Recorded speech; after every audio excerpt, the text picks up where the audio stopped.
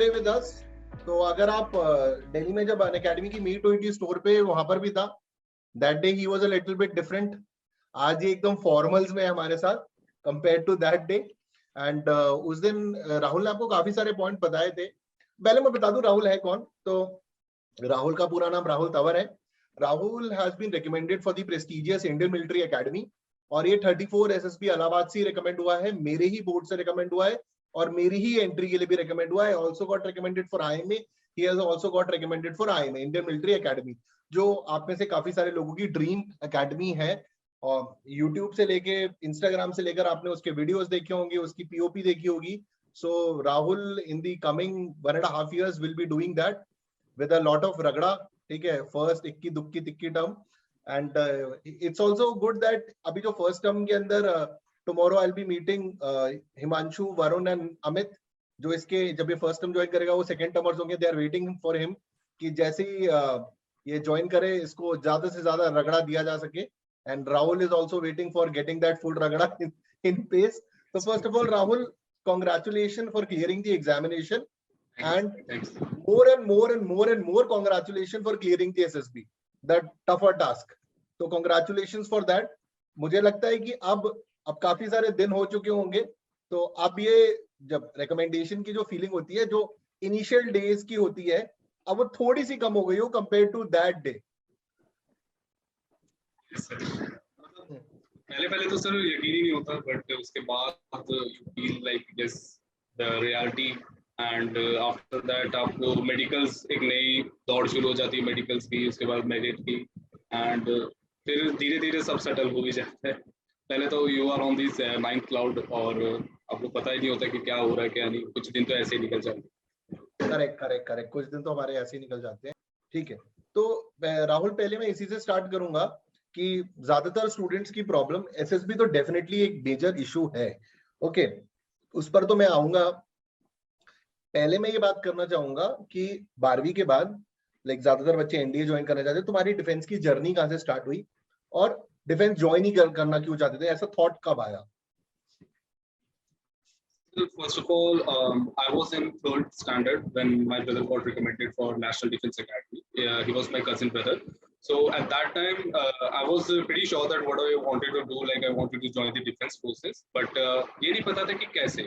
तो 3rd standard से मेरा ये था कि मुझे पता चल गया था कि National Defense Academy is a prestigious institute which you have to go, you have to clear its exam. तो मेरा तब से डिफेंस जर्नी शुरू हो गई थी। लेकिन प्रॉपर मैंने मतलब पता था, और वो ड्रीम हमेशा से लिया था 3rd स्टैंडर्ड से। बट 12th में आके मैंने एनडीए के लिए एग्जाम दिया, फर्स्ट एग्जाम दिया। तो मेरा फर्स्ट एग्जाम क्लियर हो गया था, बोर्ड्स चल रहे थे, और अप्रैल में मेरा एग्जाम था और वो क्लियर हो गया। And my first SSB was in 21 SSB, and I got conference out from that. 21 SSB after that, sir, I went to Kapurthala for TS, and then all. Yeah, Bhopal. एक minute रुक जाओ, आवाज cut रही थी, दोबारा बोलो राहुल।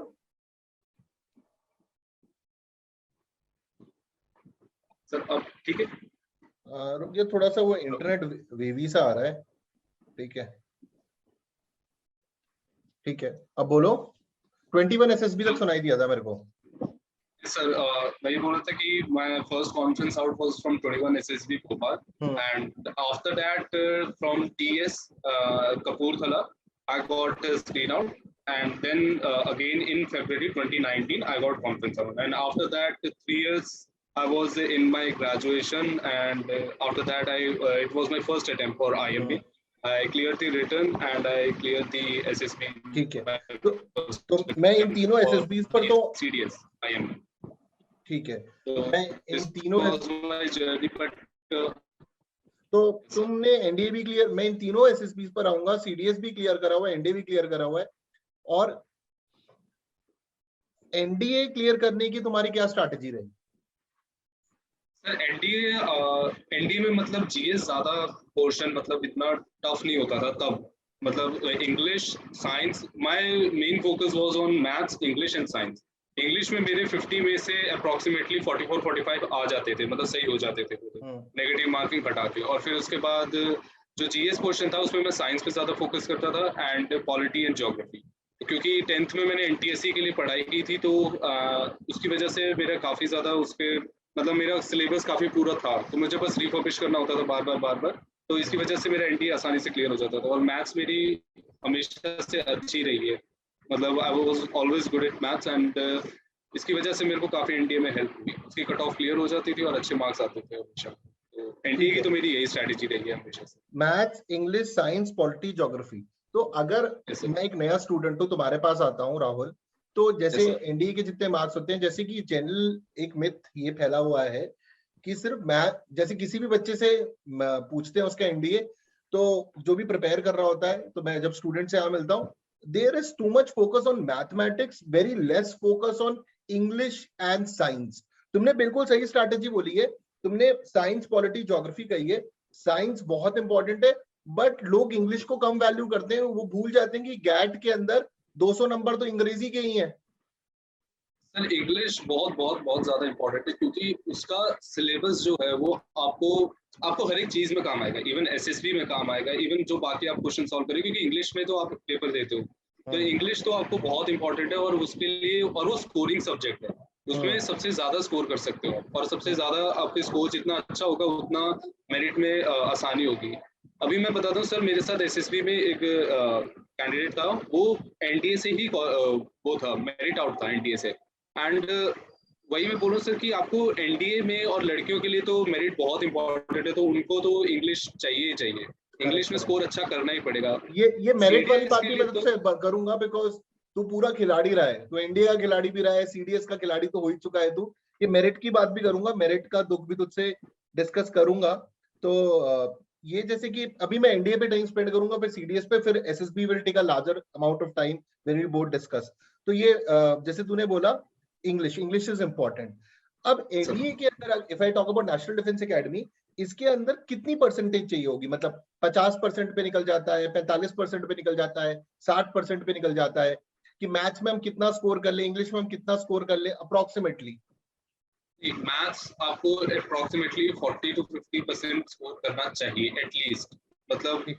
इतना तो आपका सेफ स्कोर है। अब तब मैं बात कर रहा हूँ 2018 में जब टफ आते थे एनडीए के एग्जाम, हाँ और इंग्लिश में 50 क्वेश्चंस आते हैं, तो 50 में से करीब करीब 44 45 आपका स्कोर होना चाहिए, क्योंकि इंग्लिश हाँ। बहुत ज्यादा टफ नहीं आती है एनडीए की। अगर आप एसएसबी की प्रिपरेशन कर रहे हो साथ साथ, तो hmm you are good at speaking, you should be good at speaking, ठीक है, hmm you have to become good at speaking, तो आपका वो क्वेश्चन उससे कवर हो जाना चाहिए। हम्म आपको मैं ये नहीं बोल रहा कि आप ग्रामर के महारथी बन जाओ, बट एटलीस्ट आपको नॉर्मल स्पोकन आनी चाहिए, वो काफी हेल्प करती है उस चीज में।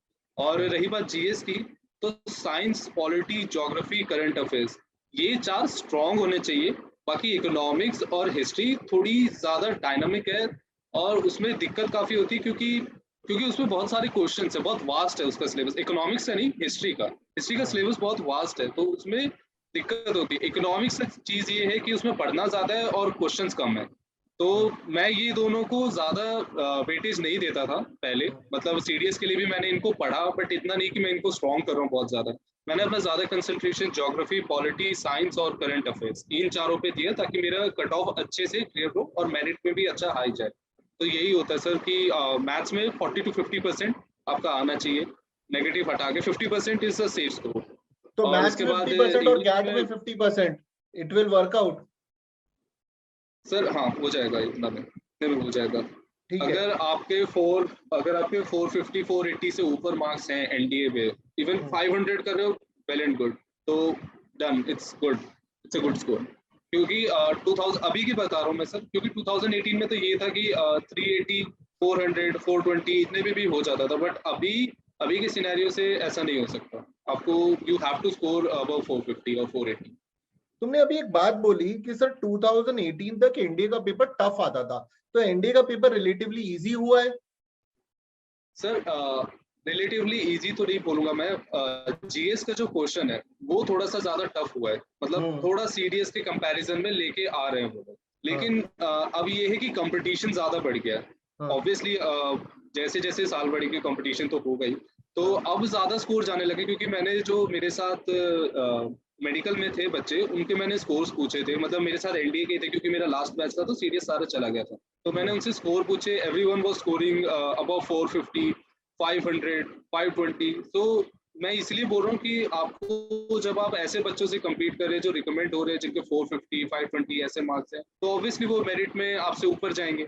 और एनडीए में भी मेरिट आउट होते हैं, आईएमए में नहीं होते, बट एनडीए में होते हैं, और लड़कियां सीडीएस में होती हैं, तो इनको तो मेरिट पे ध्यान देना ही पड़ेगा। ठीक है, अब तुमने कहा एनडीए में मेरिट आउट होते हैं, ठीक है, और एनडीए का तुम कह रहे हो रिलेटिवली जीएस का स्टैंडर्ड बढ़ा है, ये बहुत लोगों ने ये बात बोली है, बहुत एजुकेटर्स जो एनडीए के हैं उन्होंने बताया कि जीएस का स्टैंडर्ड रिलेटिवली बढ़ा है। मैथ्स का इस बार भी जो पेपर आया it was not so difficult, जो अगर हम प्रीवियस ईयर से कंपेयर करें। तुमने यहाँ पर बात करी साइंस, जो एनडीए की साइंस है ये किस लेवल की है, 6 to 10th है कि 11 12th की है?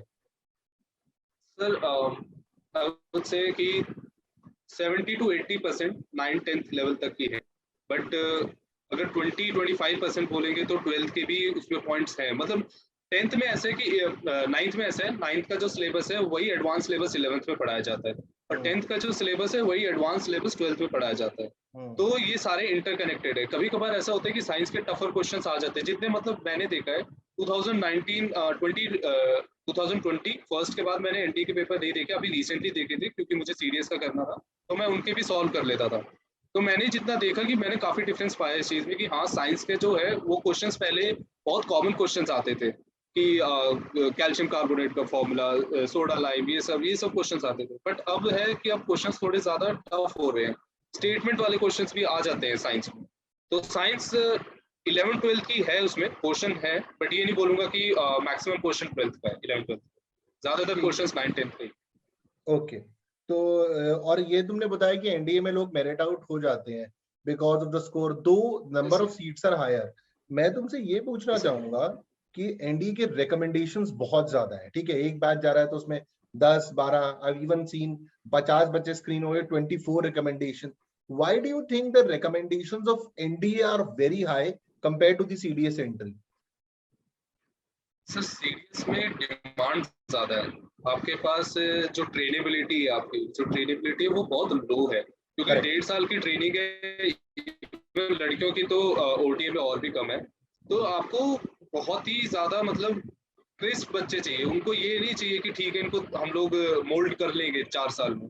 4 साल नहीं है उनके पास 1.5 साल है, और 1.5 साल में they want a good officer who can lead people and who can be a asset to the country. तो इसके लिए वो बहुत ही ज्यादा स्टैंडर्ड हाई कर रखे हैं उन्होंने। करेक्ट।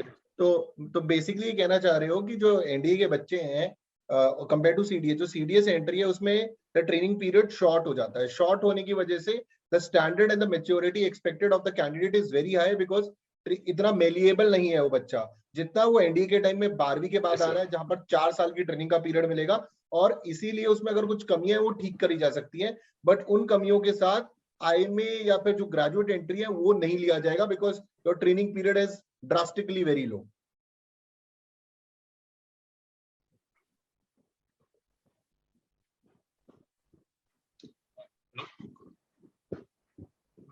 राहुल, सुनाई दी मेरी बात? यस सर, सुनाई देगा। एंड सर मैं भी वही बोल रहा था सर कि एनडीए का जो ट्रेनिंग पीरियड है वो ज़्यादा है, ऑब्वियसली वो अवेलेबल है। और उसके बाद मतलब मेरे साथ मैंने तो ज़्यादातर टाइम मतलब जितने भी मैं 10-12 दिन उसमें रहा था मेडिकल पे, तो मेरे साथ एनडीए के बच्चे थे, तो मैं देख रहा था उनका मेच्योरिटी लेवल क्या होता है।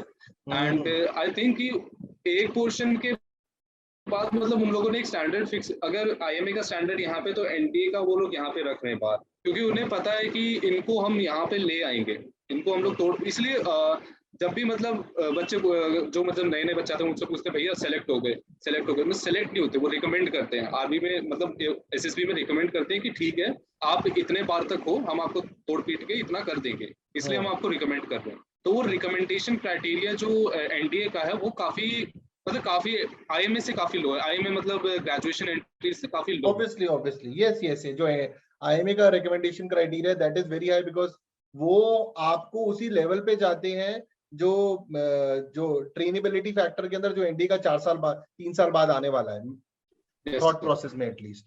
ठीक है, तो obviously we got that point and that is the reason. तो अब जैसे तुमने दोनों एसएसबी दिए हुए हैं, तुमने एनडी के एसएसबी भी दिए हुए हैं, सीडीएस के एसएसबी भी दिए हुए हैं, तुम्हें दोनों में डिफरेंस दिखा देते वक्त the expectations or the Yes, sir. depth of the SSB? Yes, sir.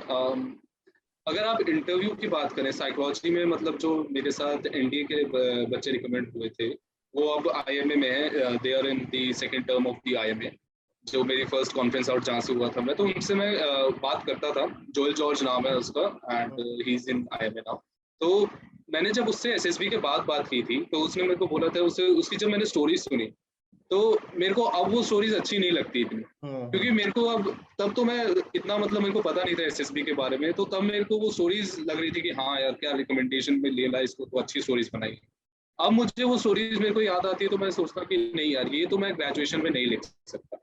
तो वही चीज है सर कि एनडीए की एसएसबी में even the psychology part, even the interviewing part, आपका इंटरव्यू में अगर आप बहुत मतलब आईएमए के स्टैंडर्ड से काफी कम पे ले लेते हैं। Even current affairs, general awareness, आपकी आपकी खुद की, आपका सॉलिड लेके आपके खुद की साइकोलॉजी अगर थोड़ी सी भी लो, अगर आपके अपने बारे में अंडरस्टैंडिंग थोड़ी भी ठीक है, अगर आपकी जनरल अवेयरनेस नॉर्मल है, अगर आपका स्कोर नॉर्मल है, तो they will recommend you in NDA.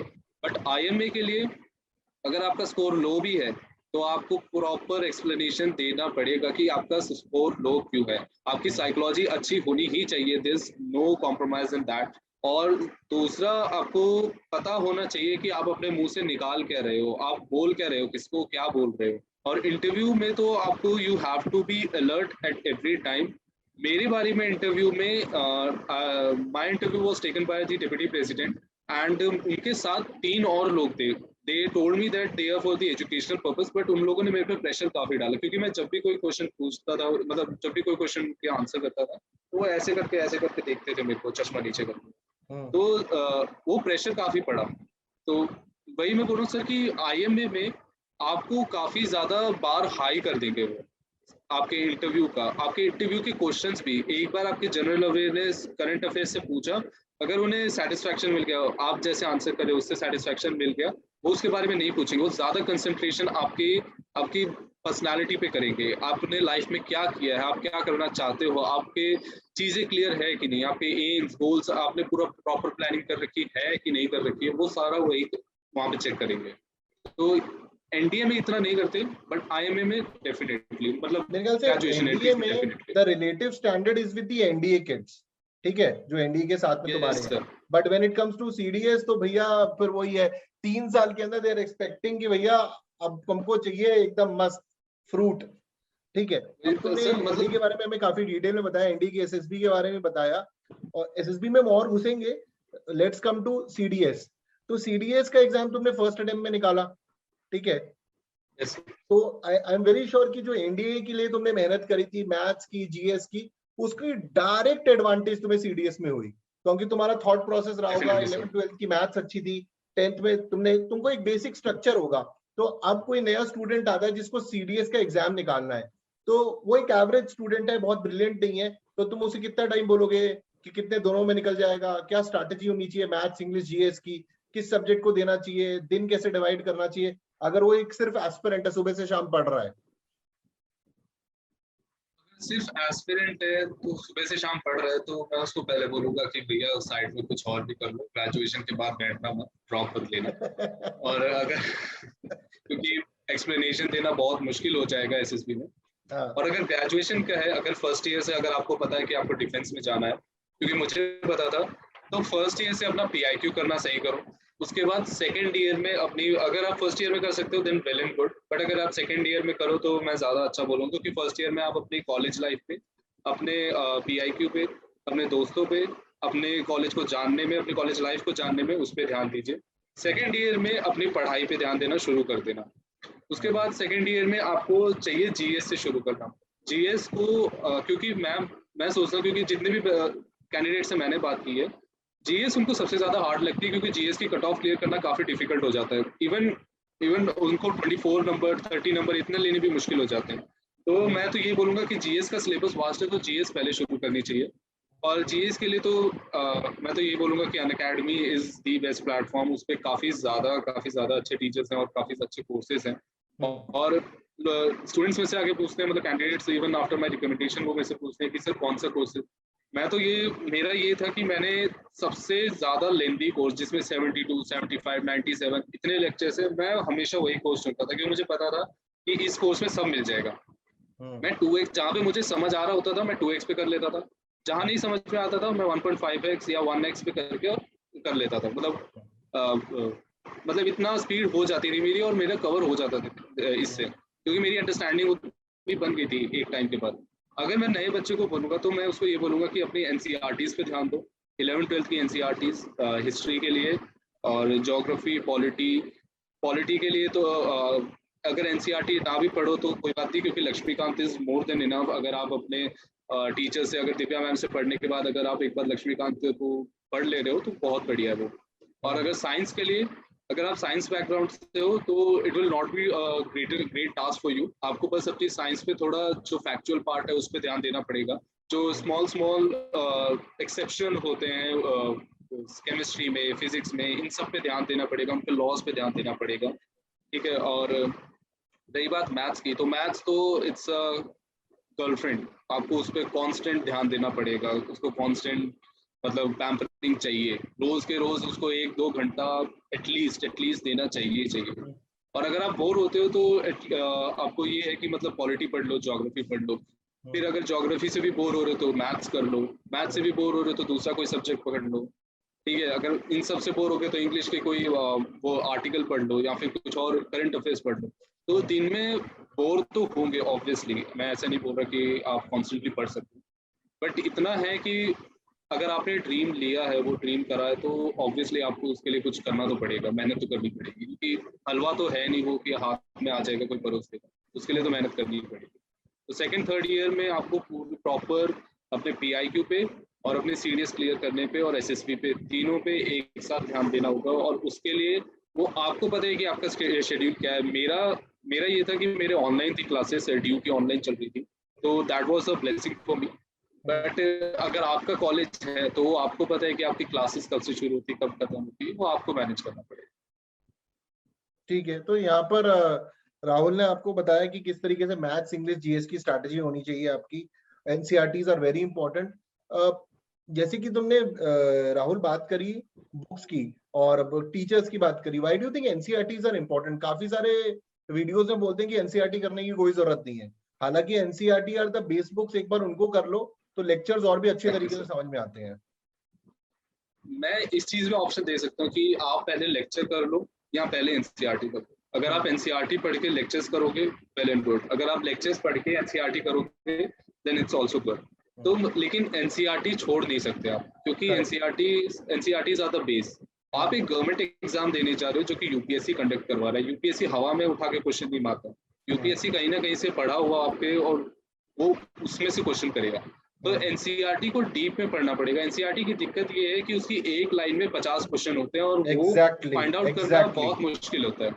वो फाइंड आउट करना बहुत मुश्किल होता है, उसके लिए टीचर्स की जरूरत पड़ती है जिन्होंने बहुत सालों से मेहनत करी हुई है, जिन्होंने एग्जाम दिए हुए हैं, जिनको पता है कि जो ट्रेंड देखते रहते हैं कि हाँ क्या ट्रेंड चल रहा है, कैसे क्वेश्चन पूछ रहे हैं। तो उसमें दिक्कत होती है बच्चों को। मैं ये नहीं बोल रहा खुद नहीं कर सकते, बट आप खुद करोगे, आपको 1-1.5-2 साल ऐसी एनसीईआरटीज और लाइक वो ग्रंथ है जिसको बहुत ही ज्यादा समरी कर रखी है, उस समरी को वापस ग्रंथ बनाने के लिए टीचर्स की जरूरत पड़ती है। करेक्ट। तो बेसिकली यहाँ पर जो हमें राहुल बोल रहा है, राहुल बता रहा है कि एनसीईआरटी की एक लाइन में 5 या 10 क्वेश्चन है और उनको डिकोड करने के लिए आपको टीचर की जरूरत पड़ती है। तो अगर आप एक बार टीचर के साथ पढ़ लेंगे तो you are able to decode it, और बेसिकली उस एक छोटी सी समराइज बुक को एक वापस ग्रंथ में खोलना, कहाँ से सवाल आते हैं, किस तरीके के सवाल आ रहे हैं, किस तरीके के एक्सपेक्टेड सवाल है, वो आपके लिए रिलेटिवली इजी हो जाएगा लर्निंग फ्रॉम अ मेंटर और an expert into that field. That is what he is trying to say. तो करीबन जब राहुल तुम तैयारी कर रहे थे तो एक दिन में कितने घंटे जा रहे थे तैयारी में? सर मैं सुबह 8 बजे पढ़ने बैठ जाता था, पूजा करके नहा के। और मम्मी मेरी चंडीगढ़ जॉब करती है, मैं पापा के साथ था उदयपुर, मेरी बहन, मैं और दादी साहब। एंड हमारा ये था कि सुबह नाश्ता हम लोग अल्टरनेट डेज पे मेरी बहन बनाती थी और मैं बनाता था। जिस दिन मैं बना लूंगा उस दिन मैं 9 बजे बैठूंगा, अगर जिस दिन वो बना रही है तो मैं 8 बजे बैठ जाता। तो 8 बजे पढ़ने बैठता था और मैं रात को 2 बजे उठता था अपनी पढ़ाई से। बीच में ऑब्वियसली ब्रेक्स और खाना और ये सब होता था। शाम को एक्सरसाइज, थोड़ा बहुत रनिंग या दादी साहब के साथ चले गए, या दादी का के पैर दबा दिए, पापा की पैर दबा दिए, मालिश वालिश। तो पापा के थोड़े दर्द रहता तो और दादी के दर्द रहता तो वो सब उसमें थोड़ा टाइम इधर उधर जाता था, या बहन से बात कर, क्योंकि नया ट्रांसफर था पापा का, तो दोस्त नहीं थे वहाँ पे कोई भी, और मेरे को अकेला ही था मैं। तो मेरे करीब करीब 15-16 घंटे आ जाते थे पढ़ाई पे, क्योंकि तब ऐसा था कि करना ही है ये, और मेरे को अच्छा टाइम मिल गया है। तो मैंने कहा कि ठीक है, कोई बात नहीं, थोड़े दिन घिस लेंगे, आंखों के नीचे काले घेरे आ गए, बट मैंने कर लिया। मैंने पढ़ाई की ये 16-17 घंटे की। 8 से 2 बजे तक की ये जो स्ट्रगल है, ये कितने दिनों की थी, या कितने महीनों की थी, या कितने साल की थी? सर जब लास्ट टाइम मेरे को याद है मई में, सर 2021 मई, अप्रैल लास्ट में मैंने शुरू कर दी थी। अप्रैल और लास्ट ये से। हाँ, और ये अब जाके खत्म हुई है सर 2 अप्रैल को। तो भैया मैं अप्रैल 2021 टू अप्रैल 2022 1 साल की मेहनत है।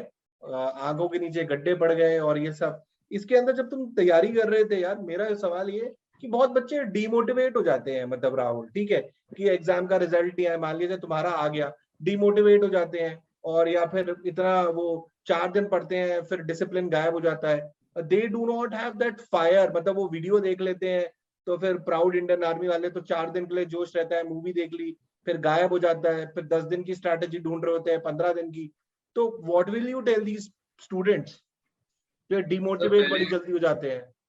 सर पहली बात तो you should work in silence. ठीक है, अपने पोस्ट, अपनी डीपीज हटा दो, ये आर्मी वाले, और ये अपने स्टेटस हटा दो कि बलिदान परम धर्म। तो जब टाइम आएगा वो तब मिल जाएगा। और दूसरी बात, आर्मी की वीडियोस देखना इट्स गुड, अगर आप उनकी अच्छी वीडियोस देख रहे हो। ये सिग्मा मेल और ये सब बच्चे, मैंने स्टूडेंट्स बहुत देखे हैं, बहुत ज्यादा देखे हैं, even they posted on internet. मेरे को ये लगता है कि यार मुझे किसी और से मोटिवेशन की जरूरत नहीं है। मुझे कोई बाहर वाला आके मोटिवेट कैसे कर सकता है यार, तुम लोग खुद सोचो। आपको मोटिवेशन अंदर से होगा तो ही होगा, क्योंकि आर्मी आर्मी आर्मी वाले को भी देखा है वो कैसी स्पीच देते हैं। वो स्पीच वैसी क्यों दे पाते, क्योंकि वो हाईली मोटिवेटेड है, वो सेल्फ मोटिवेटेड है, उन्हें दूसरों के मोटिवेशन की जरूरत नहीं है कुछ करने के लिए। तो वैसे ही तुम्हें बनना है। दूसरी, ये इंडियन आर्मी की वीडियोस देखना और फिर जोश का ये बोलना कि हाँ भाई मैं तो 5 दिन पढ़ लूंगा, उससे नहीं होगा। बाहर का मोटिवेशन जब तक लेते रहोगे, तुम्हें कॉन्स्टेंटली दूसरों से मोटिवेशन लेना पड़ेगा कि अरे यार इसने कर लिया मैं भी करूंगा, ठीक है, मेरे को वीडियो देखनी पड़ेगी, मोटिवेशनल वीडियोस चाहिए मेरे को। इससे नहीं होगा। खुद के अंदर जब तक ये नहीं आएगा कि यार वो यूनिफॉर्म चाहिए मेरे को, तो वहां पे उस एकेडमी में जाना है, एटलीस्ट एक बार अपने मम्मी पापा को प्राउड करना है इस चीज के लिए। एटलीस्ट मैंने जो ड्रीम लिया है, डरना डरना इज गुड, ठीक है, फेयर इज गुड। आपको ये फेयर होना चाहिए, सोने से पहले दिमाग में ये चलना चाहिए, what if I don't make it to the academy. ये चलना चाहिए, क्योंकि ये सुबह आपको उठने की वो तुम्हें टेंटर हुक्स पे रखता है and it pushes yes you to sir, do even better. Yes sir.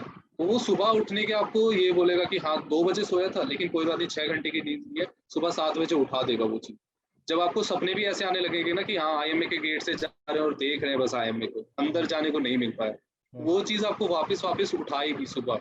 और वही चीज आपको मोटिवेट करती है, even when you run for 4 kilometres, और आपको ये लगता है 1 किलोमीटर और नहीं भागा जाएगा, तो ये सोचो कि यार आईएमए में तो वो डंडा मार के कहाँ कहाँ तक भगाएंगे। तो उस चीज की मोटिवेशन लेनी पड़ेगी ना।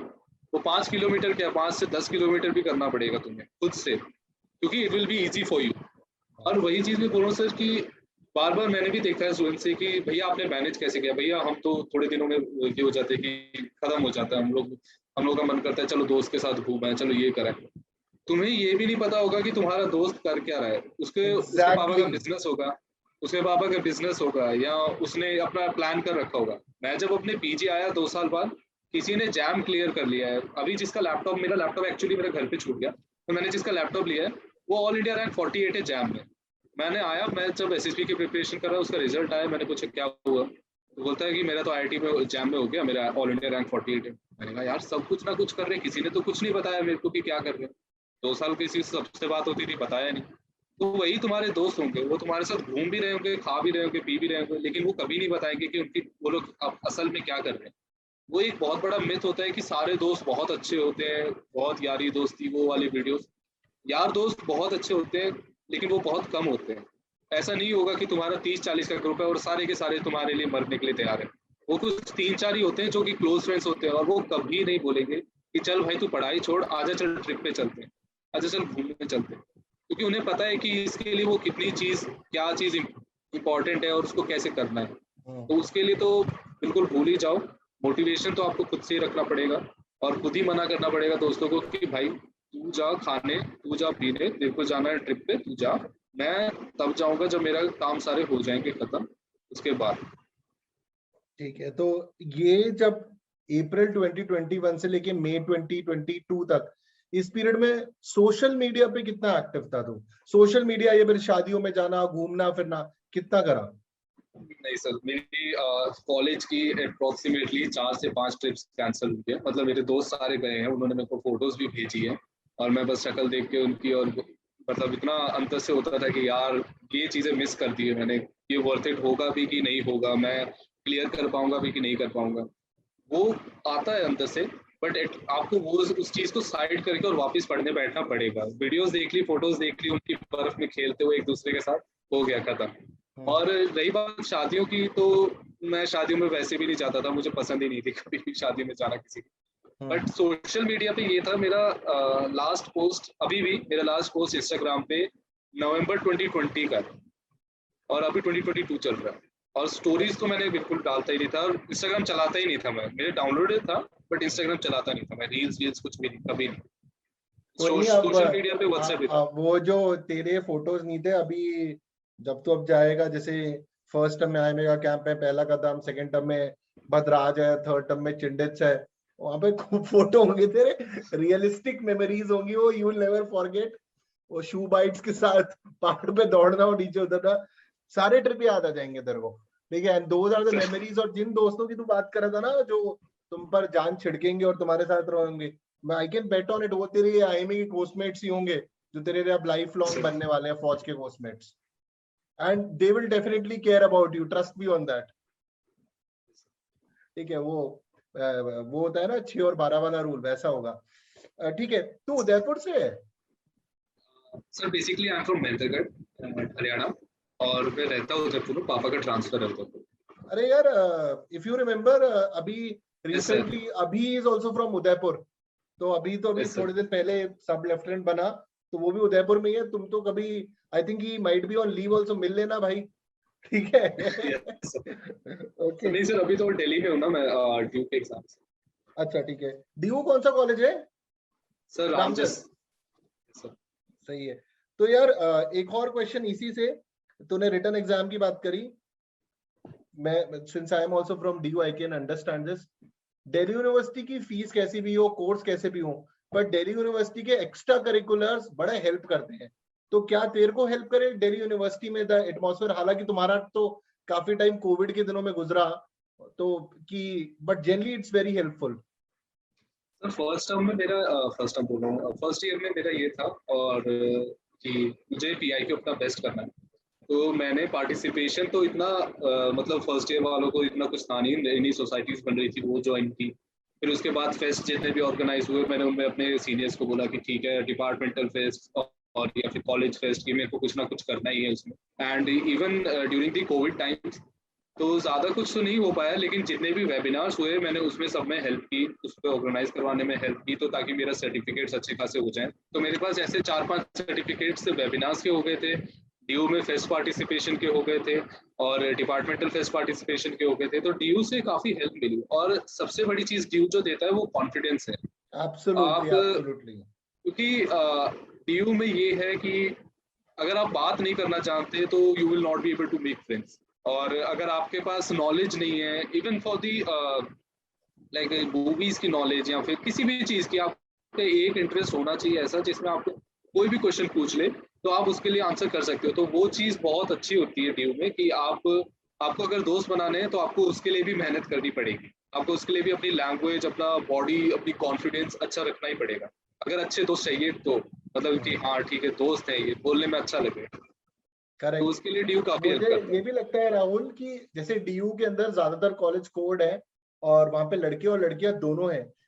अभी मैं रिसेंटली एसएसबी की क्लास ले रहा था और मैंने काफी डिबेट्स वगैरह करे हैं ड्यू के टाइम पे.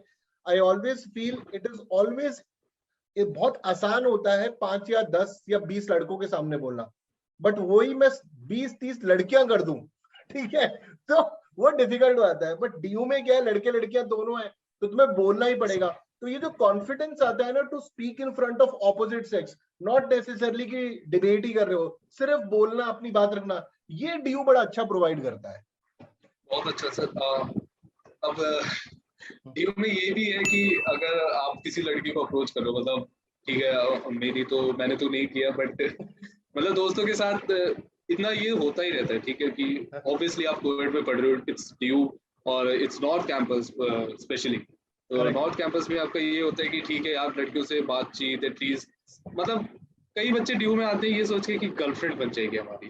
तो ऐसे तो एस्पिरेशंस रहने दो, वो बहुत ही मेहनत लगती है. इट्स एसएसबी इन इटसेल्फ, ठीक है. और लेकिन लड़कियों से बात करने में, क्योंकि लड़कियां ना थोड़ी चूजी होती हैं इन सब चीजों, काफी मतलब बात करने का आपको पता होना चाहिए. तो वो चीज मैंने काफी सीखी डीयू में. तूने सही बोला बात यार, करनी सीखी. वो जो तूने बात बोली ना, it is like in SSB. So SSB में the answers they are expecting, it is the similar answers they are expecting. वहां तुम्हारी साइकोलॉजी थोड़ी इधर उधर हुई, खत्म है. वही सर, आपको अपनी बातें क्रिस्प रखनी पड़ती है, क्रिस्प अच्छी, और वो एक बात में इफेक्ट करे. तो वो चीज मैंने डीयू से सीखी कि हाँ ठीक है, मुझे कैसे बात करना है किसी से, कैसे फर्स्ट इंप्रेशन मेरा अच्छा कैसे होना चाहिए. तो वो चीज आपकी काफी अच्छी हो जाती है. मैं ये नहीं बोल रहा कि डीयू में ही होगी, बहुत से कॉलेजेस, सारे कॉलेजेस में ये होता है, कोविड जितने भी हैं, अगर आपका फीमेल इंटरेक्शन है तो वो आपको काफी हेल्प करता है कॉन्फिडेंस बिल्डअप में और आपकी लैंग्वेज में. क्योंकि लड़कियां चाहे कैसे भी हो, चाहे कहीं से भी हो, वो लैंग्वेज अच्छी कर ही लेती है इवेंचुअली, पता नहीं कैसे, पर वो कर ही लेती है. वेरी स्मॉल एग्जांपल, जैसे कि मैं तो बड़ा सिंपल सा एग्जांपल देता हूँ. अभी जैसे मैं घर पे बैठा हुआ हूँ, ठीक है, घर पे बैठ के अभी मैंने टी शर्ट पहनी हुई है, नीचे निक्कर पहनी हुई है, ठीक है, बट अगर मैं ऑफिस जाऊंगा तो मैं ऐसे नहीं जाऊंगा. से मैं अनअकैडमी के ऑफिस ही काम करने जा रहा हूँ, तो मैं थोड़ा ढंग का बन के जाऊंगा. सेकेंड थिंग इज दैट, तू सोच, तू हॉस्टल में रह रहा है, ठीक है, you are staying in a hostel, ठीक है, हम सबको पता है लड़के हॉस्टल में कैसे रहते हैं. But think about it that you have to go every day in the college, ठीक है, जहां पर बहुत सारी लड़कियां होंगी, लड़के होंगे, तो तू ग्रूम होएगा, ठीक है, तू ऐसे उठ के नहीं चला जाएगा. हालांकि लोग चप्पल में भी चले आते हैं, but you will try to be in your best ways कि भैया मैं थोड़ा ढंग का दिखूं. एंड तो फिर वो नहीं, तो हॉस्टल में हम तो नाखून तक नहीं काट रहे होते, ठीक है, बढ़ रहे हैं, बाल बढ़ रहे हैं, दाढ़ी जा रही है कहीं पर भी, ठीक है, but when you are going every day then you will be in your best. और इसकी वजह से क्या होता है, अगर तू मान लिया जाए 1 महीना 2 महीना 3 महीना फॉर एग्जाम्पल तू ये करता रहता है, तो वो तेरी हैबिट के अंदर आ जाता है, वो हैबिट में आ जाएगा तो तेरी पर्सनालिटी में दिखने लग जाएगा. सो दैट इज वाई जो तू ये सोशल इंटरेक्शन की बात कर रहा है, बीट फ्रॉम दिल्ली यूनिवर्सिटी और from any college in the country, जो ये प्रोवाइड करता है, सोशल इंटरेक्शन की वजह से काफी फर्क पड़ता है. और एसएसबी में तो सोशल इंटरेक्शन जीटीओ में और शाम को बैरिक्स में एक अलग लेवल पर हो रहा है, तो सोशल इंटरेक्शन तुम्हें वहां पे भी एडवांटेज देता है. आई थिंक तू यही कहना चाह रहा है. सर क्योंकि कॉलेज में आप जब कॉलेज में जाते हो, तो जैसे सर आपने बोला कि आपको परफेक्टली ग्रूम होके जाना पड़ता है, क्योंकि आप अपने ग्रुप में जा रहे हो, तो ऑब्वियसली आपके ग्रुप में कोई ना कोई 4-5 लड़कियां तो होंगी ही ना, 4-5 लड़के तो होंगे, और उनको छोड़ो, वो तो दोस्त हैं, कोई बात नहीं. बट बाहर आपके कॉलेज में फर्स्ट ईयर में तो बच्चे ऐसे बन के आते हैं जैसे they are in a fashion society, everyone is in a fashion society. क्योंकि और स्पेशली लड़कियां, बाप रे, मेरे को तो अभी फर्स्ट ईयर, मैं थर्ड ईयर में हम लोग आ गए, हम लोग अब नए नए काम कर रहे हैं. कोई बोलता है, कभी बोलते हैं शॉर्ट्स में चलेंगे यार, कभी बोलते हैं यार नहीं आज तो चप्पल में ही जाएंगे. और हम लोग फर्स्ट ईयर वालों को देख रहे हैं, बाप रे, इतना इतना परफेक्टली ग्रूम्ड, इतने अच्छे अच्छे कपड़े. देखा यार, ये लोग सही बन के आ रहे हैं एकदम. फर्स्ट ईयर में हम तब भी ठीक थे, बट ये लोग तो और भी परफेक्ट है. तो आपको उसके साथ मैच करना पड़ेगा, उस चीज के साथ. मैं ये नहीं बोल रहा कि आपको जरूरी है कि यार अच्छे अच्छे कपड़े, महंगे महंगे कपड़े पहनो, बट परफेक्टली ग्रूम्ड होके तो एटलीस्ट जाना चाहिए. आपको रोज शेव करना चाहिए, आना चाहिए. अगर शेव नहीं तो अपनी दाढ़ी को ट्रिम करना आना चाहिए, ठीक है. ऐसे नहीं कि आप उठ के जा रहे हो, बाल आपके परफेक्ट होने चाहिए, कि हाँ परफेक्ट भी नहीं तो एक चीज मतलब होनी चाहिए. वही चीज आपको एसएसबी में हेल्प करती है.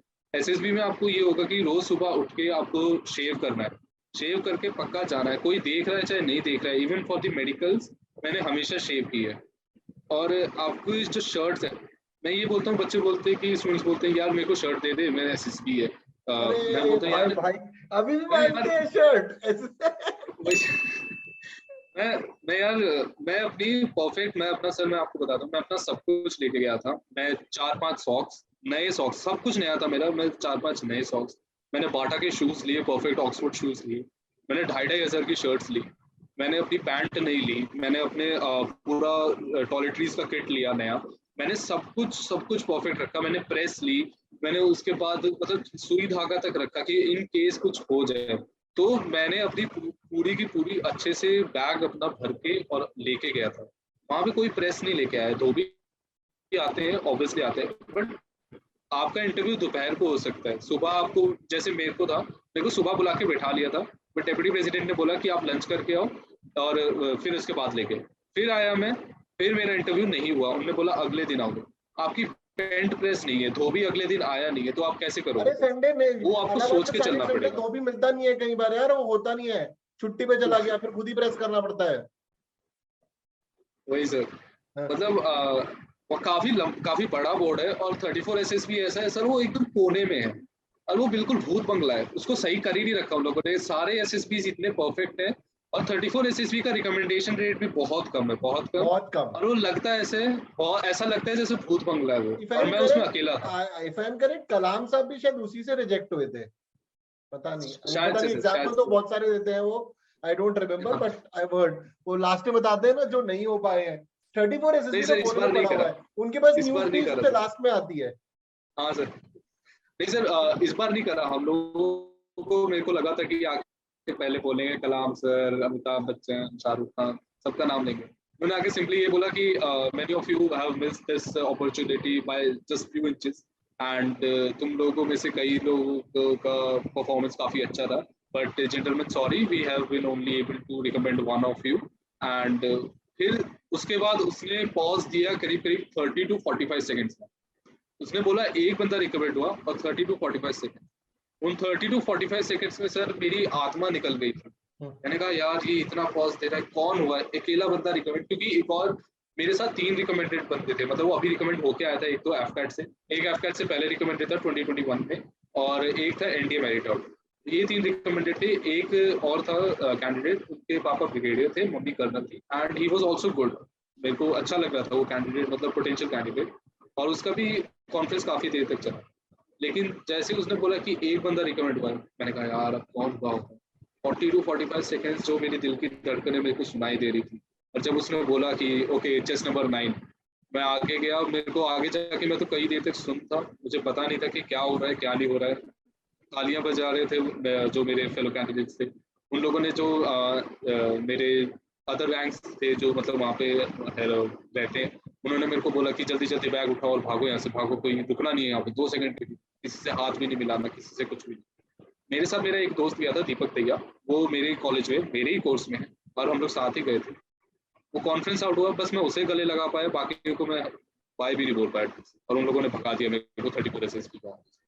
अब मुझे कुछ नहीं पता उस दिन मेरे साथ क्या हो रहा है, मेरे को शाम तक कुछ नहीं पता था।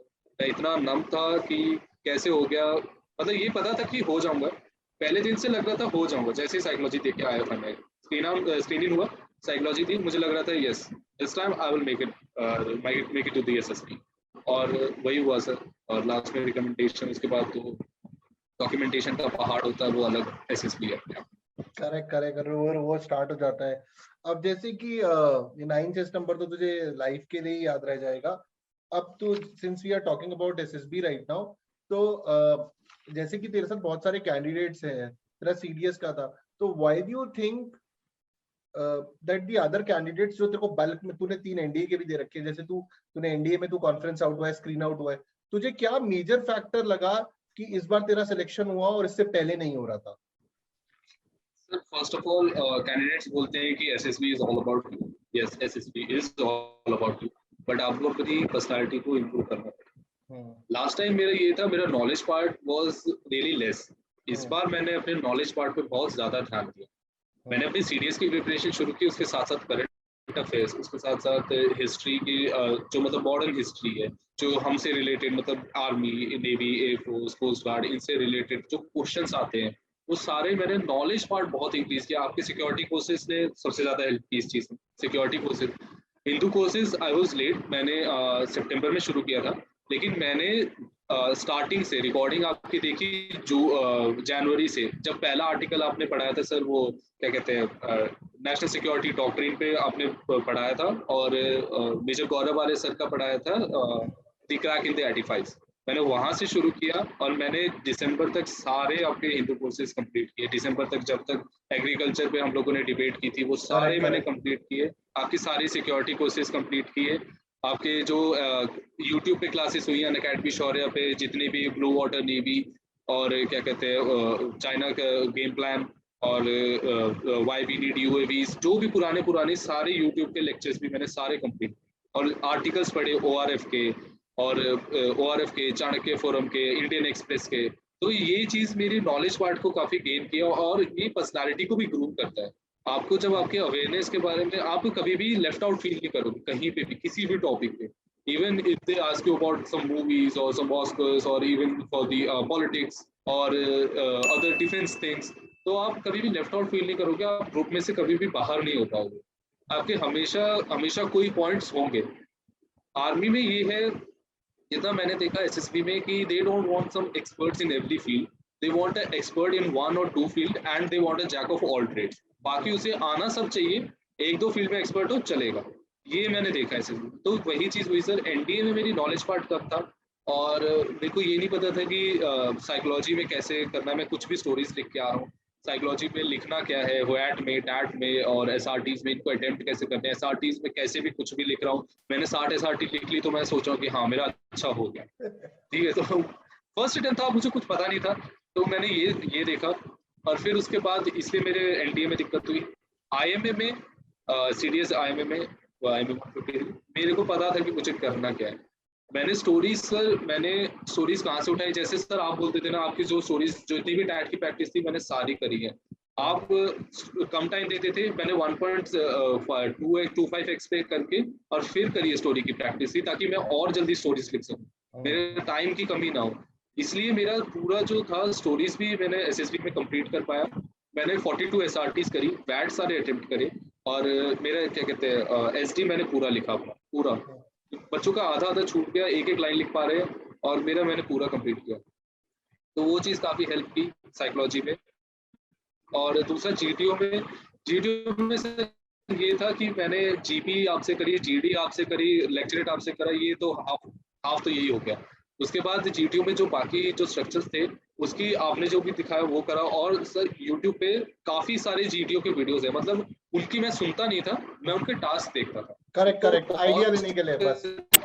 और यस सर, उनको पॉज करके, और मैं ये देखता था कि इसको मैं अपने वे में कैसे कर सकता हूँ। पहले मैं आगे आता था उससे, मतलब एक टास्क देख के आगे आया, उसी टास्क को मैं ये देखता था कि इससे वापस कैसे जा सकते हैं, लास्ट बंदे को कैसे रिट्रीव कर सकते हैं, 2 बंदे फंस गए तो उनको कैसे रिट्रीव कर सकते हैं, अलग अलग मैं वेज देखता था। तो ये चीज मैंने काफी करी और इस चीज से मेरी काफी हेल्प हुई आईएमए सीरीज में।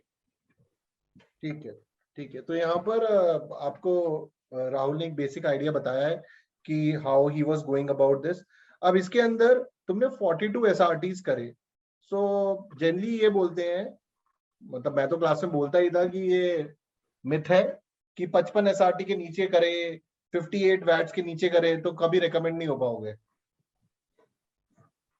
आई थिंक वीडियो फ्रीज हो गया है, एक सेकंड, थोड़ा सा इंटरनेट बैंड। हाँ go at Rahul go. Sir ये बात तो अब क्या बोलूं मैं, 55 से नीचे ही है मेरे, 42 एसआरटीज हैं, तो मैं तो रिकमेंड हो गया। तो आपके सामने लाइव एग्जांपल है कि हाँ रिकमेंड हो जाते हैं, बशर्ते आपकी एसआरटीज अच्छी होनी चाहिए, क्रिस्प और अच्छी इन द सेंस कि आपको क्रिस्प करके लिखना है, बट एक्सप्लेन करना है प्रॉपर। आपको ये अपना ये नहीं बोलना कि ठीक है I convinced him, he got convinced और हमारे हो गया, खत्म, काम हो गया। ऐसे लिख के आओगे तो साइकोलॉजिस्ट भी कन्विंस हो जाएगा कि हाँ he should not gate recommended, I am convinced and I will not recommend him, I am convinced, ऐसे ही हो जाएगा वो। करेक्ट। अब जैसे कि तुम वहां पर बहुत सारे कैंडिडेट्स से मिले होगे, एनडीए में भी कैंडिडेट से मिले होगे, ठीक है, what do you think is the major problem? जैसे कि मेजर प्रॉब्लम जो मुझे लगती है, उसके बाद तुम अपना बताना। जब हम कोर्स कर रहे थे और अभी भी जब मैं कोर्स कर रहा हूँ, my entire focus is never on creating a follower, कि मैंने जो आंसर बता दी तुम उसको रट दो, आंसर तो मैं दे ही नहीं रहा हूँ। Entire focus is to make you have a independent thought, कि अगर बंदे का इंडिपेंडेंट थॉट हो जाएगा तो खुद ही सारी चीजें करने लग जाएगा। वहां पर मुझे बहुत सारे रट्टू तोते मिलते हैं, इंजीनियर्ड आंसर, इसीलिए वो जीडी में पागलों की तरह बोलने में लगे होते हैं, क्योंकि 3 पॉइंट रट के आए होते हैं वो इंटरनेट से। तो उसमें तो क्या रट्टू तोता is a problem, engineered approach is a problem, या फिर एसआरटी से पहले वो किताब को शाम को रट रहे होते हैं, क्या प्रॉब्लम क्या है?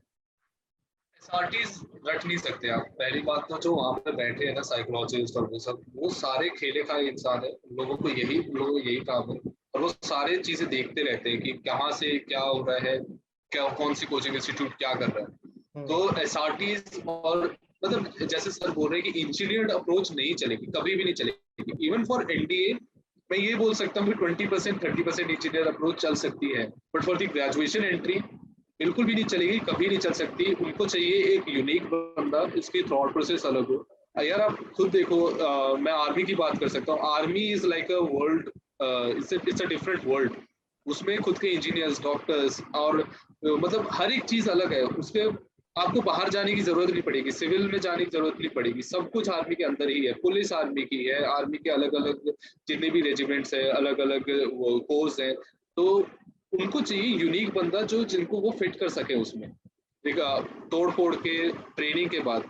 तो आपकी इंजीनियर्ड अप्रोच को वो कैसे ही तोड़ सकते हैं 1.5 साल में, वो हो ही नहीं सकता पॉसिबल। तो उनको चाहिए एक ऐसा बंदा जिसकी खुद की पर्सनालिटी हो, जो खुद की पर्सनालिटी को अच्छे से जानता हो। Even if it is not a good personality, आपने पहले अपनी पर्सनालिटी अच्छी नहीं कर रखी, आपके स्कोर अच्छा नहीं था, आपने पीआईक्यू ज्यादा अच्छा नहीं किया, लेकिन आपको उसके लिए देना पड़ेगा कि मतलब सॉल्यूशन देना पड़ेगा आपको, उसके लिए एक्सप्लेनेशन देना पड़ेगा प्रॉपर कि क्यों नहीं था, मैं क्यों नहीं कर पाया। तो इंजीनियर्ड अप्रोच तो कभी नहीं चल सकती, क्योंकि अगर कोई आपको रटवा भी देगा तो आपको जब भी कोई काउंटर क्वेश्चन आएगा आप ये सोचोगे कि यार ये तो मेरे को आता ही नहीं, आप उसमें फंबल कर जाओगे। और जब तक आप सॉलिडिफाई नहीं करोगे, खुद के बारे में नहीं जानोगे, ये नहीं हो सकता। इंजीनियर्ड अप्रोच चल ही नहीं सकती ग्रेजुएशन में, तो बिल्कुल भी नहीं। और एसआरटीज वैट और ये सब रटे नहीं जा सकते। आपने क्या स्टोरी देखी है, आपकी साइकोलॉजी तब क्या चल रही है। ठीक है, साइकोलॉजी मतलब अच्छी होनी चाहिए, बट तब आपके दिमाग में क्या चल रहा है। आपने जर्नी के टाइम, मतलब जैसे मैं इलाहाबाद से दिल्ली से इलाहाबाद गया, तो मैंने जर्नी के टाइम क्या देखा, मैंने वंदे भारत ट्रेन देखी थी। ठीक है, मैं वंदे भारत में गया था, तो मैंने उसके ऊपर वैट में दिया कुछ, या मैंने उसके ऊपर कोई स्टोरी बनाई, या मैंने कोई नई टेक्नोलॉजी जो देखी थी रिसेंटली, या फिर मैंने कुछ और न्यूज पढ़ी थी उस पर मैंने स्टोरी बनाई। मतलब करंट अफेयर्स जोड़ के उसके टेक्निकल पॉइंट जोड़ के मैंने उस पर स्टोरी बनाई। तो वो साइकोलॉजी आप रट कैसे सकते हो? 12 साल पुरानी, 15 साल पुरानी बुक से आप रट रहे हो कि यार ये स्टोरी पे मैं तो ये लिखूंगा। इवन इन इलाहाबाद गूगल पे जो आपको नॉर्मली पिक्चर्स मिल जाएंगी ना टैट की, वो थी। उन लोगों ने हमें 4-5 वैसी फोटोज दिखाई। एक वो वाली थी सर, एक कैनन रखा हुआ है सैंड में और एक बंदा उसके कैनन के पास से जा रहा है सैंड में, वो काफी ही कॉमन पिक्चर है। और उस पिक्चर को दिखाया हमें इलाहाबाद में, और यकीन माने सर कई बच्चों ने उसके ऊपर वही स्टोरीज लिख दी जो कि उन्होंने रटी हुई थी, पहले से देखी हुई थी इंटरनेट पे, इंसाइड वो जो एसएसपी क्रैक और इन सब पे उल्टी सीधी देखी हुई थी, वही वही लिख दी। और मैं बोल रहा हूँ यार, तुम खुद सोचो, वो साइकोलॉजिस्ट है, वो उसने कुछ सोच के दिया होगा ना वो। मतलब मैंने जहां तक सोचा, मेरे को ये लगा कि उसने इसलिए दिया है कि वो देखना चाहते हैं कि किसी की इंजीनियर्ड अप्रोच तो नहीं है, कोई पहले से रट के तो नहीं आया। तो मैंने तो अपनी स्टोरी जो थी, मैंने जब वहां पे ही सोची, मैंने कोई अच्छी स्टोरी सोची, नई स्टोरी सोची, और मैंने उसको लिखा। रिस्टोरेशन पे मैंने लिखा था उस कैनन की रिस्टोरेशन पे, बट रिस्टोरेशन मैंने जिस वजह से लिखे, एक्शंस लिखे थे, मेरे एक्शंस काफी अच्छे थे। मैंने गैल्वेनाइजेशन लिखा, मैंने यूज ऑफ इलेक्ट्रोड्स लिखा, मैंने केमिकल यूज लिखा, why zinc is used in galvanisation, मैंने ये सब लिखा। तो मैंने एक्शंस अच्छे लिखे, और मैंने उसमें ये बताया कि जो बंदा जिसने रिस्टोर करने का काम लिया था, वो एक आर्कियोलॉजिस्ट था, लेकिन उसको ये नहीं पता था कि रिस्टोर कैसे करते हैं। तो उसने अपने फ्रेंड की हेल्प ली थी, और उसमें मैंने अपना नाम दिया था, फ्रेंड राहुल नाम मैंने दे दिया था। ठीक है, उसने अपने फ्रेंड राहुल की हेल्प ली थी, वो इज इन दी अच्छा, BSc by the way, chemistry. इस नाम से ध्यान में आया, तूने 12 स्टोरीज में 12 अलग अलग धर्मों के नाम बनाए थे? नहीं नहीं सर, नहीं सर, तो मैं मतलब मेरे ऐसा है कि मैंने अपने सारे दोस्तों के नाम लिख दिए, लाइन से। मैंने दोस्तों के शिवम, शिवांग, शुभम, ये सब मैंने सब जो भी मेरे सामने आता गया, मैंने हर में नाम अलग लिख दिया, लेकिन मैंने अपने दोस्तों के नाम लिखे सारे। एक तो मेरे साथ ही किया था, उसी का नाम लिखा मैंने, दीपक भैया। ठीक है, तूने 3-4 बार ये टर्म यूज करा है, सॉलिलिके। क्या है ये सॉलिलिके? सॉलिलिके सुनने में आसान है, करने में बहुत मुश्किल है सर। सुनने में आसान ये है कि अपने बारे में जानना है। सॉलिलिके मतलब अपने बारे में सेल्फ इंट्रोस्पेक्शन इन अ वे कि आपने आज तक क्या किया और आज तक करने और आगे क्या करने वाले हो, आप हो क्या असल में, आपकी पर्सनैलिटी क्या है। खुद को ये बोलना कि हाँ तो इस चीज में गलत है तो इस चीज में सही है, गलतियों को मानना, गलतियों को सही करना, और आज तक क्या करा है उनको कैसे एक्सप्लेन कर सकता हूँ, क्यों करा है क्यों नहीं करा है। और ट्रस्ट मी सर, इसमें बहुत टाइम लगता है, बहुत मेहनत लगती है और बहुत मुश्किल है ये काम करना। खुद के बारे में जानना, खुद की फैमिली के बारे में जानना, खुद के दोस्तों के बारे में जानना, उनके साथ आपकी दोस्ती क्यों है, आपके अपने फैमिली के साथ रिलेशंस क्या है, आप क्यों आर्मी को ज्वाइन करना चाहते हो, क्यों आपको एसएसबी ही देनी, क्यों डिफेंस फोर्सेस में ही जाना चाहते हो, और क्यों आप उसके लिए वर्क कर रहे हो, और अगर ये नहीं हुआ तो आप आगे क्या करोगे। So all these questions, these are really tough questions. आप ऐसे नहीं बोल सकते कि हवा में आंसर नहीं दे सकते। तो सॉलिलिके वही है। सॉलिलिके मतलब खुद के बारे में जानो और अपने इन्वायरमेंट के बारे में जानो, और आप क्या हो, क्या करना चाहते हो, क्यों करना चाहते हो, कब करना चाहते हो, ये। ठीक है, अब जैसे सॉलिलिके की बात जब हम कोर्स कर रहे थे, व्हेन आई टोल्ड यू, तो जिस दिन बताया था उससे कितना टाइम तुझे खुद लगा वो करने में? मैंने आपका सर वो सागा 1.0 देखा था पहले, और फिर उसके बाद प्रोसेस टू रिकमेंडेशन, फिर उसके बाद सागा 2.0, तो ये मैंने सारे देखे हैं। तो सॉलिलिटी करने में सर मैंने उधर भी बताया था अनअकैडमी स्टोर पे भी कि मेरे पास स्मार्ट वॉच है, तो मैं पैदल चला जाता था यहाँ पे नॉर्थ कैंपस में, रिज में चला जाता था या फिर कहीं भी, मेरे 27,000 स्टेप्स हो जाते थे। और मैं इतना टाइम मुझे लगता था, करीब करीब 2-3 घंटे भी मैं चलता था और अपने आप से बातें करता था। मेरी जो दोस्त है मेरे साथ चलती थी, शाइस्ता नाम उसका, वो हमेशा बोलती थी कि यार तू क्या कर रहा है, तू पागल तो नहीं हो गया। मैं खुद से बातें करता हुआ चलता था। शी वाज लाइक, मैं उसको एक टाइम के बाद मैंने बता दिया कि यार इंटरव्यू है, उसके लिए मैं प्रिपेयर कर रहा हूँ। तो मेरे दोस्तों ने मुझे पागल बोल दिया था कि यार ये तो पागलों की जैसी हरकत कर रहा है, चलता चलता खुद से बातें करता है। मैंने कहा कोई बात नहीं, वो मैं बाद में बताऊंगा, मेरे को अभी क्या बताऊं मैं इनको। तो टाइम तो बहुत लगा सर। मैंने 9 जून को मेरा बर्थडे आता है, तो मैंने जून में 16 या 17 जून से सॉलिलिके करना शुरू किया था। उससे पहले भी करता था ऑब्वियसली, बट ये पता नहीं था कि इसको सॉलिलिके बोलते हैं, मतलब इतना नहीं पता था। तो 16 या 17 जून से मैंने स्टार्ट किया था खुद, मतलब छत पे जाना, खुद से बातें करना, अकेला बैठा हूँ तो खुद से बातें करना, अपने फैमिली के बारे में क्वेश्चन पूछना खुद से, और अपने करियर के बारे में खुद से क्वेश्चन पूछना, अपने बारे में खुद से खुद क्वेश्चन पूछता था, खुद काउंटर क्वेश्चंस करता था, उनके काउंटर क्वेश्चंस प्रिपेयर करता था। कोई आर्टिकल नया पढ़ा है मैंने ओआरएफ पे, या आपकी कोई क्लास हुई है सर, मैं आपकी क्लास जो रिकॉर्डिंग की देखता था, उसको जैसे आपने कोई पॉइंट करा, कोई मतलब पॉइंट बताया, कोई कमेंट में पॉइंट आया, तो मैं उसको पॉज करके खुद के काउंटर पॉइंट जोर जोर से बोलता था। मेरे जहाँ पे मैं पढ़ता साइड में बालकनी, तो बालकनी में जाके मैं चलता चलता खुद से काउंटर पॉइंट्स उसके तैयार करता था। आपका एक आर्टिकल 3 दिन, मतलब 2 दिन 3 दिन ऐसे में कंप्लीट हो जाता है हिंदू का। तो मैं फर्स्ट डे आपने आर्टिकल पढ़ा है, उसकी सारी पीडीएफ देखता था, पूरा आर्टिकल खुद पढ़ता था, उसके बारे में और जानकारी लेता था, उसके बारे में उसकी हिस्ट्री पढ़ता था, उसमें जो अलग अलग पॉइंट्स थे जो मेरे को नहीं आते थे, मैं उनकी हिस्ट्री पढ़ता था, और फिर उसके बाद में आपके नेक्स्ट लेक्चर देखता था। मैं ऐसे करता था, तो मेरे पास काफी काउंटर पॉइंट्स मेरे काफी तैयार हो जाते थे उससे, तो उस चीज ने काफी हेल्प की। तो डेफिनेटली नॉलेज के पॉइंट पर, और जब तूने इतना सॉलिलिके करा, जो भी क्लास में करा गया, and when you are doing this will definitely make your life very easy in group discussion, lecturettes and IO, क्योंकि इतना ज्यादा हार्ड वर्क कर लिया गया है, तो वहां पे रिलेटिव काउंटर क्वेश्चंस पर तू आंसर आराम से कर पाएगा। यस, आराम से तो मतलब ठीक है, बट कर सकता हूँ मैं क्वेश्चंस आराम से आंसर कर सकता हूँ। कोई मेरा इंटरव्यू लेगा या कोई भी लाइफ में कुछ भी आगे होता है या कुछ भी, तो मैं कर सकता हूँ उसको आराम से, कोई इंटरव्यू दे सकता हूँ, मेरे को कोई हेजिटेशन नहीं होगी। क्योंकि तूने इतना ज्यादा सेल्फ इंट्रोस्पेक्शन सॉलिलिटी की, क्या काउंटर क्वेश्चन हो सकता है, क्या मेरा आंसर हो सकता है, वो इतना ज्यादा करा है। Even when I was preparing, I was used to do the similar thing of walk, तो वो इतना ज्यादा बंदा कर लेता है कि उसको ना बड़ा क्लैरिटी ऑफ थॉट आता है कि ये मेरी स्ट्रेंथ है, ये मेरी वीकनेस है, ये यहाँ तक मैं बता सकता हूँ, यहाँ तक मैं नहीं बता सकता हूँ, वॉट एवर इट इज। और देन यू आर वेरी, मतलब स्टिकेबल पॉइंट्स हो जाते हैं तुम्हारे, कि कैरेक्टर के बारे में, पर्सनल कैरेक्टर के बारे में तुम्हें एग्जैक्ट पता होता है ये है। तो अगर आयो प्रेशर भी क्रिएट करता है कि Rahul are you sure about this answer, वो प्रेशर में तुम टूटते नहीं हो क्योंकि तुमने इतना सोचा हुआ है उसके बारे में, तो यू घबराना नहीं होता वहां पर। ठीक है, घबराना obviously it's in human nature. Interview से पहले आपको घबराहट होती है, ठीक है, नर्वसनेस होती है, इवन आप जब अंदर जाके बैठोगे आपको नर्वसनेस होगी, बट एक टाइम के बाद जब वो क्वेश्चन आंसर शुरू होते हैं, आपको फेमिलियर क्वेश्चन आने लगते हैं कि यार ये तो मैंने खुद से बातें की थी, मैंने ये तो खुद से पूछा था मैंने, और उसके आंसर्स मेरे को आने लगते हैं, तो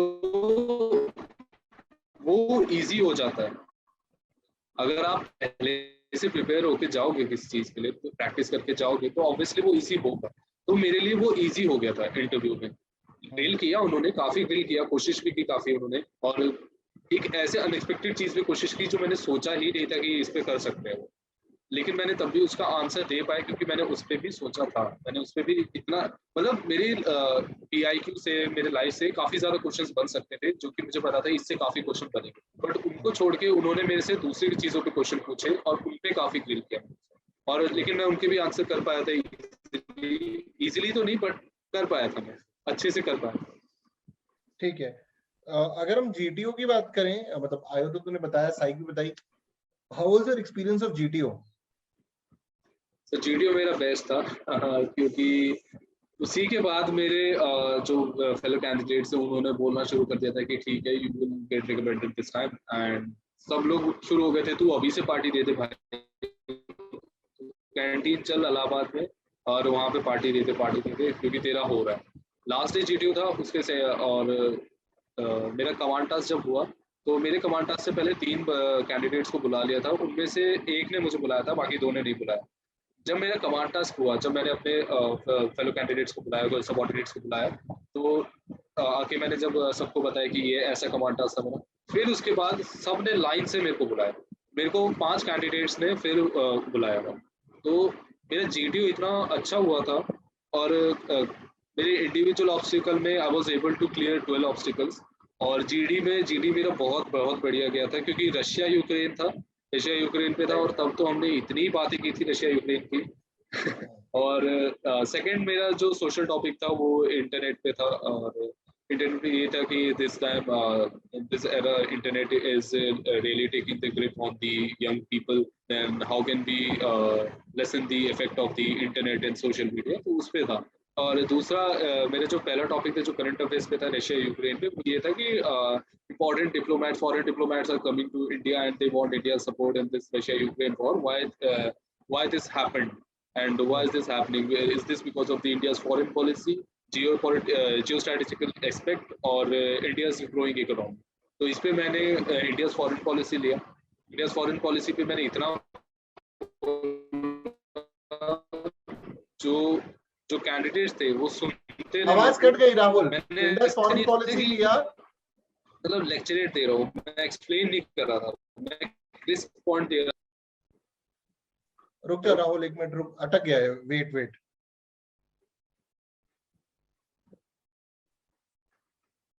हाँ, अब ठीक है, अब दोबारा से बताओ वो लेक्चरेट वाला पॉइंट। लेक्चरेट सर, मेरी फॉरेन पॉलिसी का मतलब ये था, मैंने फॉरेन पॉलिसी पे काफी बोला। उसके बाद मेरा लेक्चरेट में आया था AFSPA, armed forces special power है, और दूसरा मेरा था कि India and it's neighbouring country. तो मेरे को दोनों ही आते थे, आफ्सपा पे भी मेरे को काफी आता था। अभी जो तब रिसेंटली किलिंग्स हुई थी दिसंबर में, आफ्सपा फिर से वो कर दिया था उसमें कि नागालैंड में, और उससे पहले नागालैंड में किलिंग्स हुई थी, और जिसमें पैरासफ के हमारे एक सोल्जर भी मार्टिर हुए थे, और तब मेरे को मतलब आफ्सपा के बारे में काफी आता था। लेकिन मैंने तब भी India and neighbouring country choose किया क्योंकि मुझे पता था कि इसमें चाइना और पाकिस्तान आएगा, और चाइना और पाकिस्तान पे हम लोगों ने इतनी बातें की थी कि मेरे पास लेक्चरेट, मेरा चेस्ट नंबर 9 था लेकिन मैं फर्स्ट था, मतलब मेरे जो ग्रुप में मैं फर्स्ट नंबर पे था, तो मेरा सबसे पहले लेक्चर था, और जब मैंने लेक्चर दिया तो एवरीबॉडी वाज लाइक कि हाँ सुन रहे हैं, और उन लोगों की एक्सप्रेशन से मुझे पता चल रहा था कि yes I was giving a good lecture, और तब मुझे लेक्चर में कोई दिक्कत नहीं हुई क्योंकि knowledge part was all good, मुझे जरूरत ही नहीं पड़ी, मेरे को पहले 2 ही आ गए, मैंने तीसरा और चौथा देखा ही नहीं कि क्या, तो लेक्चर वाज गुड सर। ठीक है, तो आई डोंट थिंक सो लेक्चरेट और GD तेरे लिए प्रॉब्लम रहे होंगे इतनी सारी पढ़ाई करने के बाद। I don't think so lecturette was a major problem. और जीडी भी ज्यादा प्रॉब्लम। हाँ जीपी, जीडी में सर मेरे को कोई प्रॉब्लम जीपी नहीं है, जीपी कोई भी। Group planning exercise. GP GP में सर बेवकूफ थे मेरे साथ दो चार, और उन्होंने क्या किया, वो टाइम एंड डिस्टेंस उन लोगों ने करा ही नहीं। टाइम तो एंड वो तो डिस्टेंस 90% मैंने ज्यादा ही जिससे भी पूछता हूँ राहुल, जिससे भी पूछता हूँ 90% बच्चे बताते हैं सर कोई कर ही नहीं रहा था।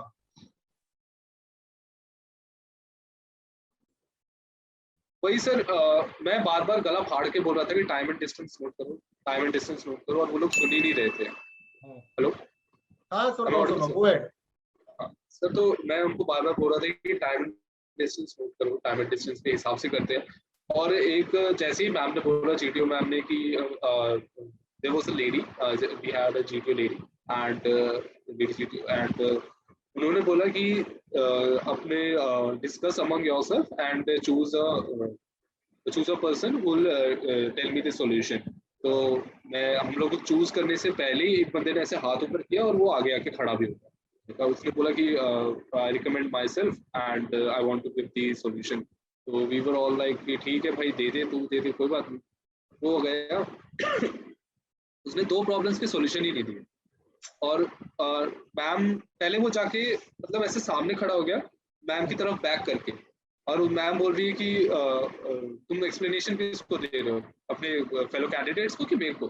फिर वो जाके दूसरी तरफ खड़ा हुआ मैम की तरफ ऐसे फेस करके, उसने दो सॉल्यूशन दी दिए, और एक सॉल्यूशन ऐसा दिया जो कि उसने खुद लिखा था, और मुझे तब ऐसा लग रहा था कि ये मेरे को वॉश आउट कराएगा, ये ग्रुप ही वॉश आउट कराएगा।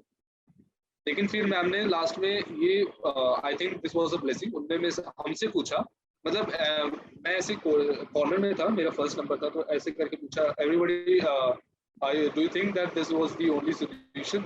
एंड उन्होंने फिर मेरे को मेरी तरफ देखा, तो मुझे ऐसा लगा कि ठीक है, मेरे को बोलना चाहिए इसमें। मैंने मैम को ऐसे हैंड रेज किया, फिर मैंने मैम ने बोला ओके चेस्ट नंबर 9। तो मैंने उनको बताया कि मैम दो सॉल्यूशन ये थे, एक सॉल्यूशन ये थोड़ा अलग हो गया था, और फिर सारे ग्रुप ने मेरे साथ हाँ हाँ कर दी, तो हो गया था वो। लेकिन जीपी में मैं ये बोल रहा हूँ कि चार प्रॉब्लम्स थी, मैं तीन प्रॉब्लम्स ही लिख पाया था, तीसरी प्रॉब्लम का टाइम एंड डिस्टेंस नहीं लिख पाया था, चौथी प्रॉब्लम मैं लिख नहीं पाया था। लेकिन जब नरेशन हुआ, नरेशन में मैंने सारी प्रॉब्लम्स बोली और सारी प्रॉब्लम्स का मतलब सॉल्यूशन दे दिया। लिख नहीं पाओगे कोई बात नहीं, क्योंकि टाइम बहुत बहुत कम देते हैं, बोलते हैं 10 मिनट, पर वो 6 to 7 मिनट्स ही देंगे, वो कभी मैक्स नहीं टू मिलता, मैक्स। कभी नहीं मिलता। Yes sir. जीडी में 15-15 मिनट मिले थे तुम्हें कि 10-10 मिले थे? सर जीडी में 15 मिनट दिए थे, और आई थिंक कि जीडी में 15 मिनट से ज्यादा ही हम लोगों ने बोला, पता नहीं सही क्यों, बट काफी काफी टाइम दिया था। सही है, सही है। शांत था तुम्हारा ग्रुप जीडी का? नहीं सर, शाम तो बिल्कुल नहीं था। आई वुड से कि रिपीटर्स के हिसाब से इट वाज गुड, बट ऐसा नहीं था कि शांत नहीं बोल सकता मैं उस ग्रुप में। नॉलेज मतलब नॉलेज एक दो को थी, लेकिन चिल्ला सब रहे थे। हाँ वो तो फिर वही है ना, वो तो क्रैश है। वो तो फिर वो जो कोच कैंडिडेट्स है रट्टा मार के आए हुए हैं, वही है। फिर वो the GTO madam has given us this topic, we need to talk about this topic, chest number we are, this is a very important topic. वही, और फिर दो ही तीन लाइनें होती है, वही रटते रहते हैं। तो फिर वो तो फिर जिसके पास कंटेंट है उसको चीखने की जरूरत ही नहीं पड़ती, उसके लिए 15 मिनट बहुत है बोलने के लिए। सर किसी के पॉइंट पे आपको काउंटर पॉइंट इतने आते हैं कि पूछो मत। लेकिन मैम ने शुरू होने से पहले जीडी वो बोलती है कि this is a common group discussion which you commonly do among your friends और रिलेटिव्स। तो आप उसको उस वे में लो, आपको किसी को काउंटर पॉइंट्स नहीं देने, आपको किसी को गलत साबित नहीं करना है, आपको नॉर्मल डिस्कशन करना है। और वो बच्चे समझ ही नहीं पाते, वो काउंटर पॉइंट्स देते हैं, वो बोलते no no no no candidate, no no no chest number 9 you are not right, I want to say this and you are totally wrong. आप ऐसे नहीं बोल सकते you are totally wrong. Totally wrong तो मतलब आप पूरा ही कॉन्ट्राडिक्ट कर रहे हो उसकी स्टेटमेंट को, और कुछ भी मतलब ऐसे नेगेटिव नहीं हो सकते। अगर आप किसी से एग्री नहीं करते हो, उसका भी बोलने का तरीका है कि ठीक है gentleman, I want to add to this point, I heard your point, but this is I think that I have a different point of view, और I want to add something। ऐसे करके आपको बोलो तो ज्यादा पोलाइट लगता है, मतलब थोड़ा पोलाइट वे में बोलो दूसरे को, आपको मतलब ज्यादा पागल नहीं करना है किसी को, क्योंकि वो आपके पीछे ही पड़ जाए पूरी जीडी में कि हाँ नहीं इसके तो मैं पीछे पड़ूंगा बिल्कुल। बिल्कुल, ये तो हमने क्लास में भी बहुत डिस्कस करा था कि क्या सेंटेंस बोलना है। अगर तुम किसी को बोलते हो I totally disagree with you, पूरे जीडी बस यही सोचता रहेगा इसको काटना है इसका पॉइंट। वही सर, मतलब वो it's a group discussion, so you will need a group to be on your side.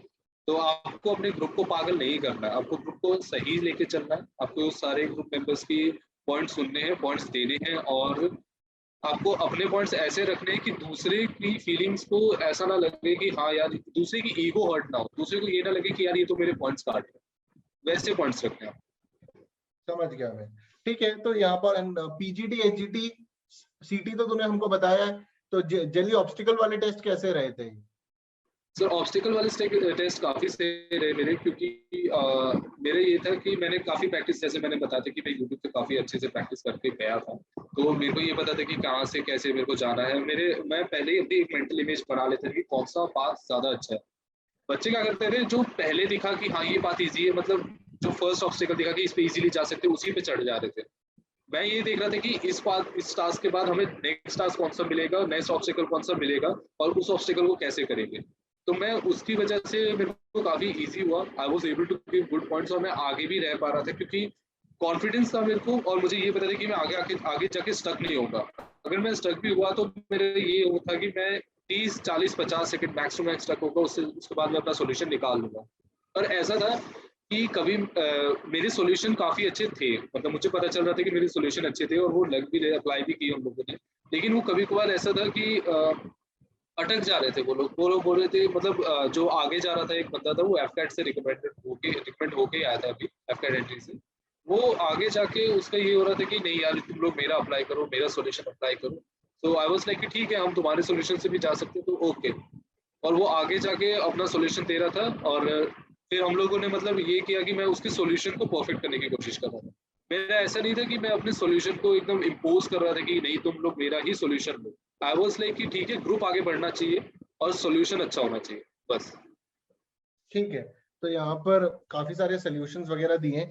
तो आज Rahul, when you see in today's context, when you see the SSB, तो काफी सारी चीजें तुमने देखी है कि एक तो engineer approach is a problem, and जिसको काउंटर करने के लिए you need in depth courses, that is what you think?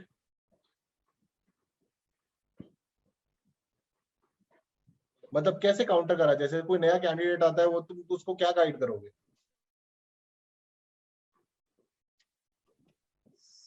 So, am I audible, हाँ, sir? अब ऑडिबल हो। सर नए कैंडिडेट को मैं ये बोलूंगा कि अब बोलो, गो एट, गो एट।